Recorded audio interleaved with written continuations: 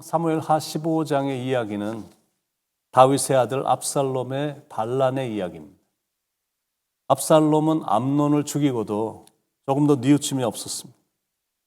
이제는 자기를 용서해주고 받아준 아버지에게 칼을 들이대고 있으니 참 나쁜 아들입니다. 어떻게 이런 일이 있을 수가 있을까?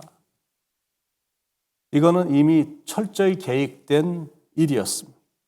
철저한 계획으로 악을 추진했고 힘과 군사력을 비축을 했습니다. 권력에 눈이 어두워지면 사람이 이렇게 무서워집니다. 배는 게 없어집니다. 아버지도 안 보입니다. 1절에 그 후에 압살롬이 자기를 위하여 병거와 말들을 준비하고 호위병 50명을 그 앞에 세우니라. 그리고 계획도 참 철저히 했지만 보니까 민심도 확보를 했습니다. 스스로 재판을 하면서 자기가 아버지 다윗보다 문제를 더 잘 해결한다고 백성들의 마음을 도적질을 했습니다. 2절로 6절에 압살롬이 일찍 일어나 성문 길 곁에 서서 어떤 사람이든 송사가 있어 왕에게 재판을 청하러 올 때 그 사람을 불러 이르되 너는 어느 성읍 사람이냐 하니 그 사람의 대답이 종은 이스라엘 아무 지파에 속하였나이다 하면 압살롬이 그에게 이르기를 보라 내 일이 옳고 바르다마는 내 송사를 들을 사람을 왕께 세우지 아니하셨다 하고 또 압살롬이 이르기를 내가 이 땅에서 재판관이 되고 누구든지 송사나 재판할 일이 있어 내게로 오는 자에게 내가 정의 베풀기를 원하노라 하고 사람이 가까이에서 그에게 절하려 하면 압살롬이 손을 펴서 그 사람을 붙들고 그에게 입을 맞추니 이스라엘 무리 중에 왕께 재판을 청하러 오는 자들마다 압살롬의 행함이 이와 같아서 이스라엘 사람의 마음을 압살롬이 훔치니라. 그러다가 때가 되니까 사람들을 선동해서 반역 정부를 세우고 자기 스스로 왕으로 자청을 했습니다. 그런데 그동안 백성들을 워낙 많이 미혹해 놨기 때문에 많은 사람들이 압살롬을 따랐습니다. 10절로 12절에 이 압살롬이 정탐을 이스라엘 모든 지파 가운데 두루 보내 이르기를 너희는 나팔 소리를 듣거든 곧 말하기를 압살롬이 헤브론에서 왕이 되었다 하라 하니라. 그때 200명이 압살롬과 함께 예루살렘에서부터 헤브론으로 내려갔으니 그들은 압살롬이 꾸민 그 모든 일을 알지 못하고 그저 따라가기만 한 사람들이라. 제사 드릴 때 압살롬이 사람을 보내 다윗의 모사길로 사람 아히도벨을 그의 성읍길로에서 청하여 온지라. 반역하는 일이 커가매 압살롬에게로 돌아오는 백성이 많아지니라. 인생을 살아보니까 참 신기한 것도 참 많습니다. 악인, 권력에 눈이 먼 사람, 딱 봐도 가짜인 겁니다. 이런 사람들은 절대 안 따라갈 것 같은데 그런데 사람들은 미혹이 돼서 그런 사람들을 따라가는 겁니다. 이단도 그렇죠. 그런 것에는 절대 안 빠질 것 같은데도 사람들이 빠지는 정도가 아니라 푹 빠져서 미쳐 있는 겁니다. 학벌이 좋은 사람들 중에 그런 가짜에 빠지는 경우들이 많습니다. 정치도 그렇죠. 어떻게 저런 사람을 좋다고 쫓아갈까? 그런데 그것도 빠진 정도가 아니라 푹 빠져서 미쳐 있는 겁니다. 압살롬은 정말 질이 안 좋은 사람인데 거기에 속아서 백성들이 다윗을 놔두고 그를 추종하고 있으니 정말 안타까운 일입니다. 그것도 추종하는 숫자가 굉장히 많습니다. 13절에 전령이 다윗에게 와서 말하되 이스라엘의 인심이 다 압살롬에게로 돌아갔나이다 한지라. 그러니까 확실히 사탄은 존재하는 겁니다. 그런 악인 뒤에서 역사를 하는 겁니다. 그러지 않고는 그런 미혹에 그렇게 쉽게 빠질 수가 없잖아요. 그게 오늘 우리에게 주는 도전입니다. 분별력이 있어야 된다. 그겁니다. 그래서 그런 유혹에 빠지면 안 되거든요. 그러기 위해서는 영적 무장이 늘 되어 있어야 됩니다. 시험에 빠지지 않기 위해 기도하라. 특이할 만한 사실은 명장 다윗이 압살롬의 반역의 소식을 듣고는 반합을 진압하지 않고 오히려 자기가 피해 준 겁니다. 왜 그랬을까? 탁월한 군대 장관 요압도 있었고 다윗을 위해 싸울 수 있는 군사들도 여전히 있었는데 그런데 그것에 대한 답이 15절과 18절에 각각 나옵니다. 15절에 왕의 신하들이 왕께 이르되 우리 주 왕께서 하고자 하시는 대로 우리가 행하리이다. 보소서 당신의 종들이니이다 하더라. 18절에 그의 모든 신하들이 그의 곁으로 지나가고 모든 그렛 사람과 모든 블렛 사람과 및 왕을 따라 가드에서 온 모든 가드 사람 600명이 왕 앞으로 행진하니라. 싸우겠다는 사람들이 여전히 많았던 것. 그러나 싸우지 않았거든요. 자기가 피해 줬는데, 물론 백성들의 마음이 떠났다는 보고를 받고는 다윗이 잠깐은 흔들렸을 수도 있습니다.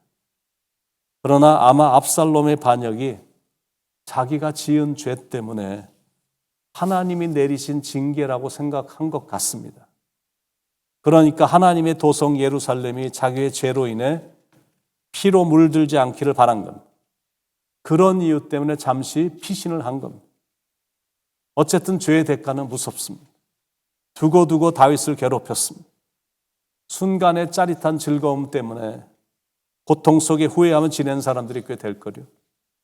그런데 다윗이 그래도 위대하다고 느껴지는 것은 자기만 희생당하기를 바란 것.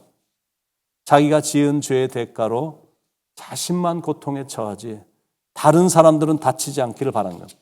이게 바로 지도자가 가져야 될 마음입니다. 19절 20절.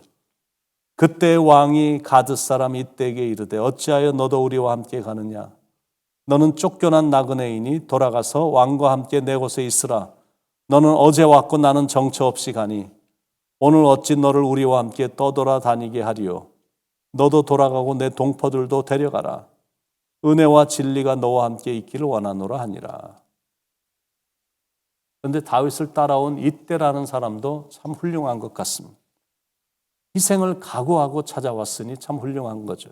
21절에 이때가 왕께 대답하여 이르되 여호와의 살아계심과 내 주 왕의 살아계심으로 맹세하옵나니 진실로 내 주 왕께서 어느 곳에 계시든지 사나 죽으나 종도 그곳에 있겠나이다 하니, 대부분의 사람들은 상대방이 잘 될 때만 이렇게 모여들죠.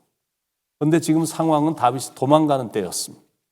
그런데도 희생을 각오하고 쫓아온 겁니다. 영적 교훈 두 번째, 주님을 따르는데도 이런 희생을 각오해야 된다라는 교훈입니다. 주님을 섬긴다고 항상 축복이 있는 것만 아니거든요. 때로는 고난도 있습니다.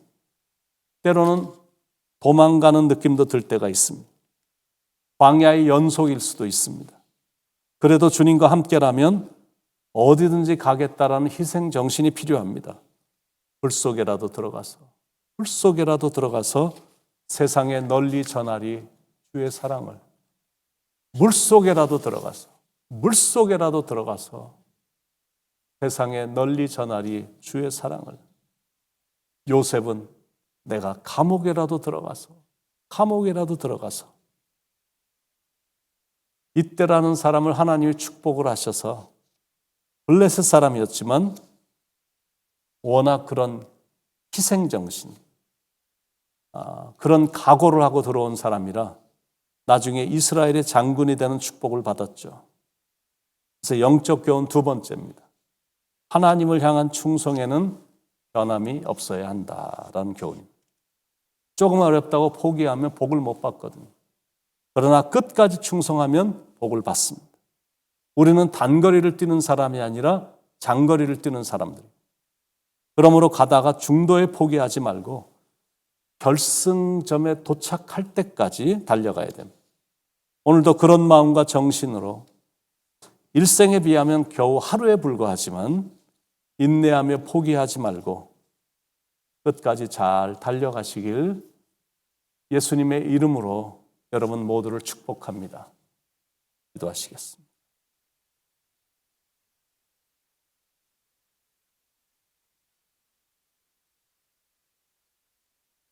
하나님을 향한 희생정신, 하나님을 위한 것이라면 충성,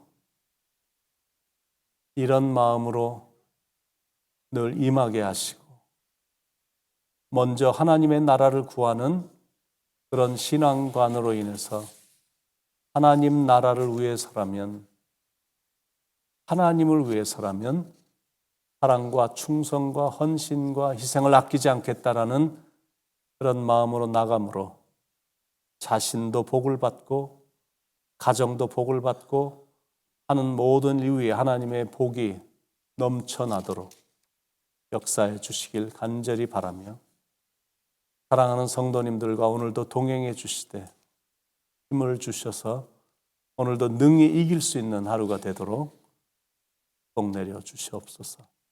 예수님의 이름으로 간절히 기도드립니다. 아멘.